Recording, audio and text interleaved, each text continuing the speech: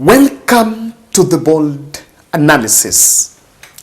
Yesterday, when the Nation team splashed a huge headline on how Raila Odinga was about to submit bid to be the new African Union chairperson, many were caught off guard, tight-lipped, and I tried, I think this morning, on Thursday morning, talking to some few ODM members that are close to Baba. And people were a bit tight-lipped. And of course, the question was about the prospects. And I realized one thing, that decision was made by Raila Molo Odinga. And yesterday, it was widely reported that William Ruto is the person that was fronting Raila Odinga to submit a bid for that position, that he's going to get the backing of Kenya as a state. Now in this podcast, I want us to look at the prospects, and we'll take a bold position on this, and why Raila must grab some few lessons from the reaction from Uhuru Kenyatta back then.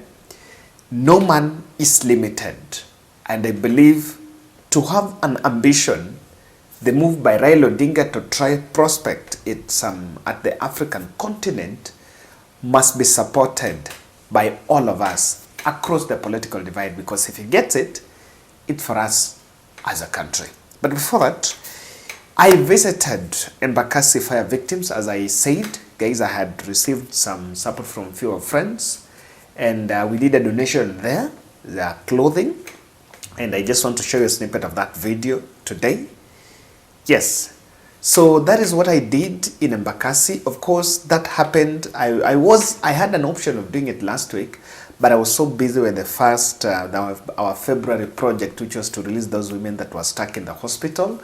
But I can still say that Pale, I reported I was in Embakasi Health Center. And some people now coming back 2 weeks later after that incident, I think there are those who inhaled the gas. That's what I got from the social worker that I spoke to there. The gentleman you saw the gentleman that you saw standing next to me is the social worker. Mwenye that green jacket or something.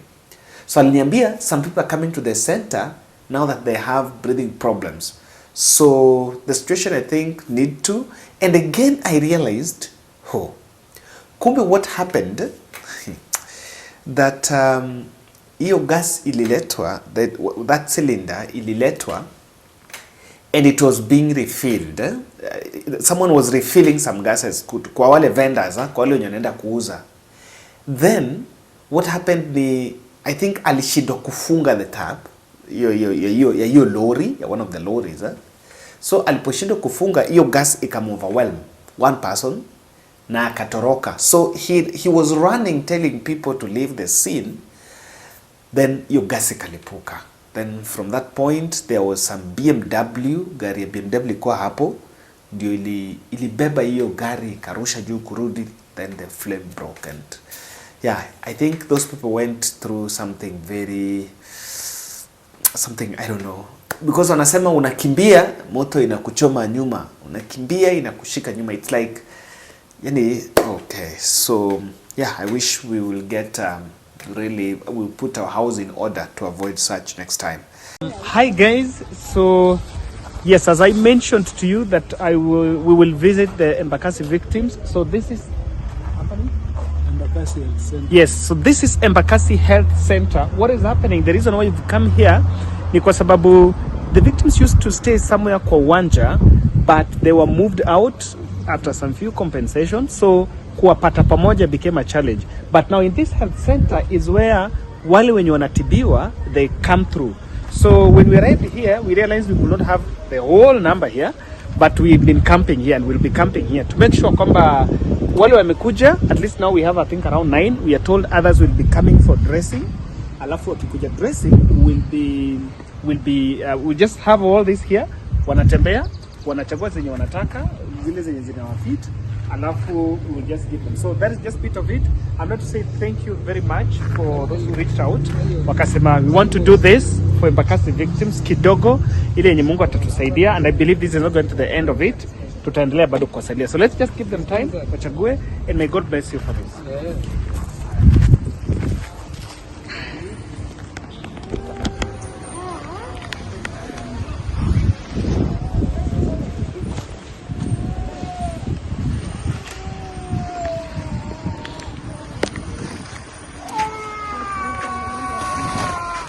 Now, the portfolio of Raila Odinga to serve in the position as the African Union Commission position is unmatched in Kenya and across the continent. And having served as AU Special Infrastructure Envoy, a former Prime Minister and a Cabinet Minister, and in other positions and even on mediation areas, I think Raila Odinga portfolio is not questionable in the country, and even if we were to come and pick in the country, they're just two gentlemen that fit that job. It's either Raila Odinga or former President Uhuru Muigai Kenyatta.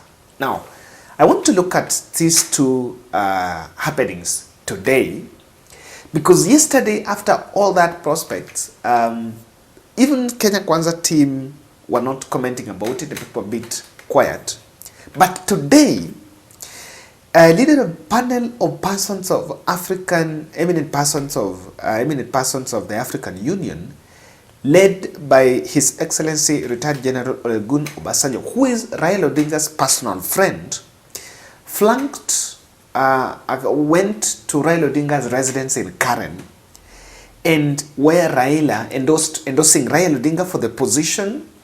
And of course, in that press briefing, I took much interest that there were only two. There were only two of them. It was only Raila and Obasanjo. And that is why I started by saying that this decision seemed to be a Raila Odinga decision himself. And of course, I understand that it was not a must he had to be the other leaders, the other SME leaders or so, but has taken that position on it. And he later joined, and after that, and of course, I was just speaking to some members of this channel about this and saying, the fact that Obasanjo comes from the West Africa and is getting the endorsement, then that means he have some head start. Remember, Africa has a problem of the two languages, the French and the English. And so I remember some time back when there was a bit of a problem. Now that was the first bit of it, and I'll share for you a snippet of that speech. Obasanjo later joined William Ruto in Murang'a. This other photo. So Ruto is in Murang'a, was in Nyeri, I think, Nyeri Murang'a, for a development tour. His usual campaign rallies discussed a development tour. And Obasanjo had just arrived in the country, left Karen, and flew with a chopper to meet William Ruto. And this photo was shared about how publicly it was publicized. And that was the first public appearance. And I was just wondering the urgency, because at the end of the day, if Obasanjo was to meet William Ruto to discuss what they had discussed with Raila, then that was not to be discussed in that political rally. That was to be discussed in some retreat. But he really rushed to catch up with with William Ruto. And I strongly believe, all this was choreographed because by William Ruto team, for that to create the optics that, you know what, he has taken information that is shared with Raila Odinga. Let's get a snippet of that press briefing that was held in Karen here. What sort of people? Some time ago, I was one of those who midwifed, because we believe that people who have held the position of head of government, either at the prime minister level or at the presidential level, will be able to knock at the door of incumbent prime ministers and presidents without much ado. And such people will probably be the right person armed with other attributes at this particular time. And as I was saying, we midwife Konare in some years back, and maybe at this time we should be looking at that sort of. But whoever we look for must come from a country that is not of extreme in any sense, and where there are no much antagonism against such country. Then when you look at those who have held that position before, I believe strictly it should be the turn of East Africa. Not too long ago we had Southern Africa. The one now whose time will be ending is Central Africa. Before that, as I said, we had Konare from West Africa. I believe it should be the turn of Eastern Africa or East Africa. And can we find such a person? I believe, yes, we can. But such a person should not be the candidate of his country.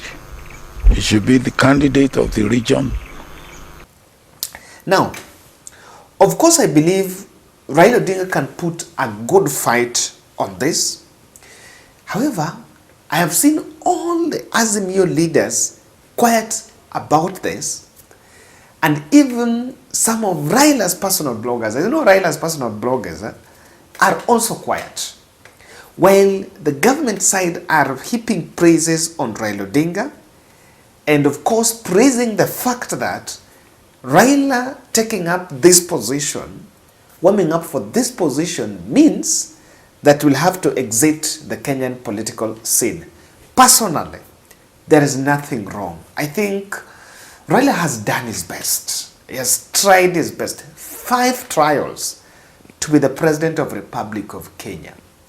You cannot doubt, and no man is limited, as I said. If he decides that, look here, I need to take, I know there's so many people that will be orphaned in Kenya just because of this, if this is to go through. But again, if that is the cost that Kenyans will have to take for Raila Odinga to get that position, honest, to go for that position, there is absolutely no problem. That is why I started by saying he needs our backing.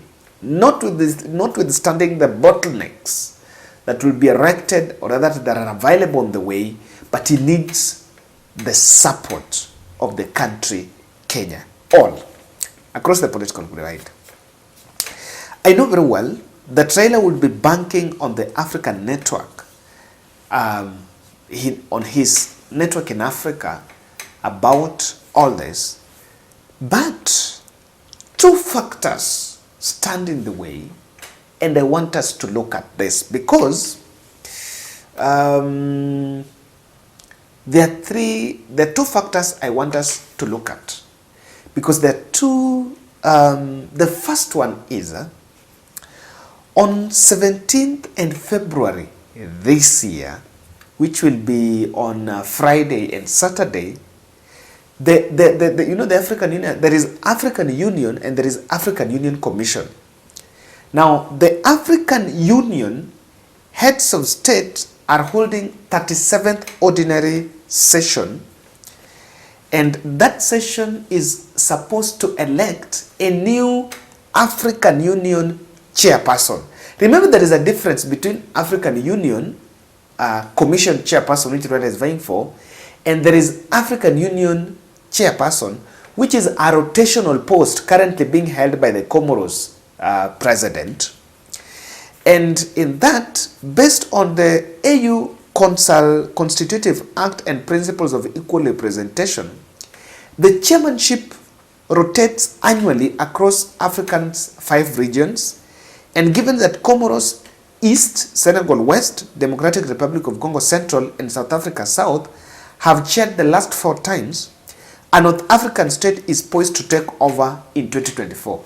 Now, the African Union chairperson might go to North Africa.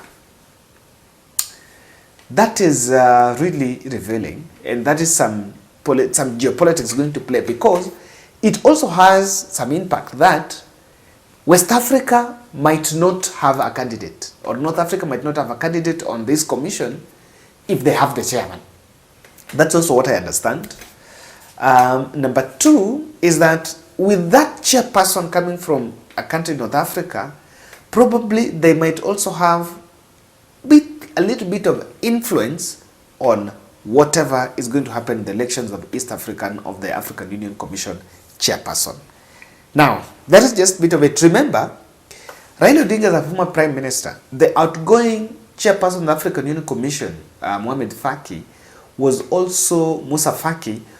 also a former prime minister in Canada. Big question that most of us are not talking about or are silent about it, and this is where I drive my angle. Will Raila Odinga need William Ruto and Kenya Kwanza input for this position? The answer is yes. And that is where the red line is. That is where I have all the problems. And my problems will best be explained by what happened some years ago in 2017 when Uhuru Kenyatta fronted his foreign affairs CS Amina Mohamed for this position, and how Amina Mohamed lost to the current incumbent. I got to this news piece from NTV. I want you to listen to it. Kenya had put up a spirited campaign for the chair of the African Union Commission, and President Uhuru Kenyatta had put his personal prestige on the line for her candidacy from when he made the surprise announcement last September. Hopefully, God willing, and pray for her, next week will be the new African Union Commission chairperson. Kenya's bid saw most of the cabinet traverse the length and breadth of the continent, lobbying hard to tie up votes for Mohamed, even as criticism was directed at the government for the expense that it incurred. The vote, which came 6 months after the first set of elections in Kigali failed to produce a winner, pitted Mohamed against candidates from Botswana, Senegal, Equatorial Guinea, and the eventual winner from Chad. Initial indications about the vote showed that Mohamed performed strongly until the final round, when countries voted decisively for the Chadian candidate, pushing his vote tally beyond the threshold of 34 needed to declare victory. The voting went to 7 rounds, with Kenya and Chad emerging early on as the clear leaders. Sources told NTV that the tide turned in the 6th round after countries from the Southern African Development Community, SADC, abstained. This followed intense lobbying from Francophone countries led by Morocco. The 7th and final round saw Faki crowned after Chad went into the vote alone. The loss by Amina Mohamed after an intense 4-month period of lobbying will raise questions about what comes next for the accomplished diplomat, who may perhaps have seen the AUC chairperson position as the most appropriate sanction after the years she spent in rehabilitating Kenya's image after the election of Uhuru Kenyatta and William Ruto in 2013, when both were ICC suspects. She previously failed to secure the top job at the World Trade Organization, which went to the current Director General Roberto Azevedo from Brazil. Enoch Sikolia, NTV. Now, what am I saying? What Uhuru Kenyatta did last time, Uhuru Kenyatta spent nearly 1 year and huge resources. It's actually reported, I was just reading some report, that close to $1 billion or so would have been spent on lobbying for African heads of state for them to vote for Amina Mohamed? I want to ask that question again. And that is what you need to ask me. I know very well Raila Odinga has his network. Yes, Raila Odinga can call some presidents in Africa, just the same way Uhuru Kenyatta had. But if you listen to that voting, there are so many factors that played. Amina Mohamed blamed on languages. Remember, the incumbent by then was from South Africa, and it was a woman, of course, and it was believed that because she was a woman, she would not be succeeded by a woman, and they had to pick a man, some odds against some boxes that did not take against Amina Mohamed. And also South Africa wanted someone from Botswana so that the post remains in the Southern African side, because the person who was holding had only served one term but had declined to renew, or rather to vie again, decided not to vie, and then someone from Botswana was representing the South African, the SADC side. And when that failed, they tried, it didn't work out. Now, Anglophones and the Francophone, as geopolitics played, and the West African nations seems to have really backed one candidate, who is the Chadian president, former President Mohamed Faki. So you could see some odds that played. There were also some, I was just reading this, article. I think the Nation wrote this very good article. AU Insider said Mohamed has posed to win because his president, Idris Deby, is the immediate former AU chairman who was replaced by Guinea's president Alpha Conde. That is why I was telling you that also the appointment of that is also very important. Why am I saying that it's very critical? I remember there's a report on how, when that voting was going on, who are the delegates of the country that will campaign for Raila Odinga in that complex. Apart from needing William Ruto and Kenya Kwanza to also reach out and of course do this, he also need William Ruto's vote in the first place. And of course that voting is secret ballot. You need to remember that. That voting is secret ballot. Obasanjo has said clearly that the East African community needs to back Raila for this position. If East African community will view Raila as a Kenyan candidate, then our goose is cooked. Because in the East African community, Kenya do not have a grip, and they have a lot of total disrespect, of total fight between William Ruto and other African heads of state. You will also understand that in the East African region here, we've had a lot of push and pull, but of course, the man that will consolidate this for Raila Odinga, East Africa for Raila Odinga, is Uhuru-Muigai Kenyatta.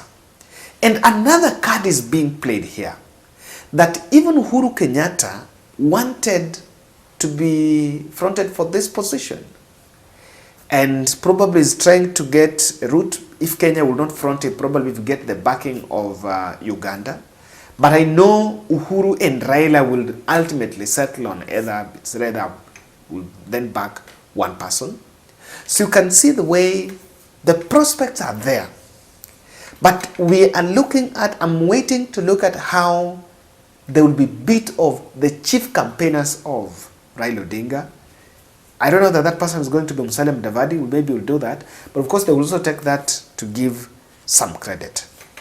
Now, the other, and this brings us to this. You cannot underestimate the influence of William Ruto in this as a sitting president. You cannot underestimate that, of whether the campaigning or campaigning. Can the campaign or the campaigning? I know many are looking at the political spin about it. And the political spin that Raila Odinga must look, why Ruto will be pursuing this, because there is one point you're seeing, there is a bit of pushing some ceasefire, because on these four grounds. And that is why you even see Azimio leaders are a bit quiet. Kalonzo Musyoka is tight-lipped. Martha Karua is tight-lipped. Eugene Wamalwa is silent. Wajakoya is silent. And because they know, if Raila goes for this position, then his political activities in the country goes down. He will be no longer interested in the political scene. And of course, when his voice, his microphone, Kenya microphone goes down, then there's some few things that mean. Now, if Ruto is to play a spin, then this is the danger we might have to get into. And what I'm saying, the IBC team to be selected in this 2024 ahead of 2027, if Ruto plays the role of pushing for Raila's candidature, then that means we'll have a field day. And put up NADCO here and there, and get his team, and Kalonzo Musyoka's goose is cooked. Number two, I am seeing a new budget being rolled for 2024-2025, and it might be a replica or a worse version of what happened the last financial year. But on here, I'm not apologetic, because Kenyans chose William Ruto. And I don't think it was Raila Odinga's birthright to always being around to defend them. Probably if Raila is out of the picture, Kenyans will make their good choices. And it can be a blessing for Kalonzo by the one day. Look at that. So long as Raila Odinga is not in the picture, the political scene, and remains as a voter, then Kenyans will have to make their choices very objective. Because for quite so long, Raila has been used as a political scarecrow for people, especially from Mount Kenya, Raila this, Raila that. Probably if the day Raila will not be in the picture, it will be better.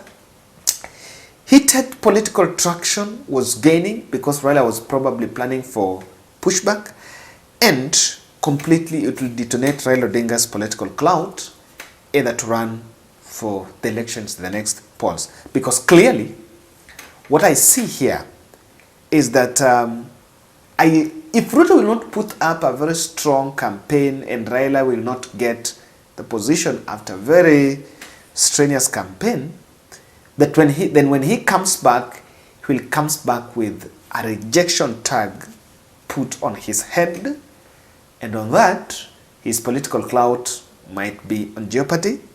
And I do believe, all in all, if Raila leaves, then this should be a blessings for Kalonzo, blessings in disguise, because there is a transition that will automatically crop in, and in that transition, he might actually adopt the ODM orphans.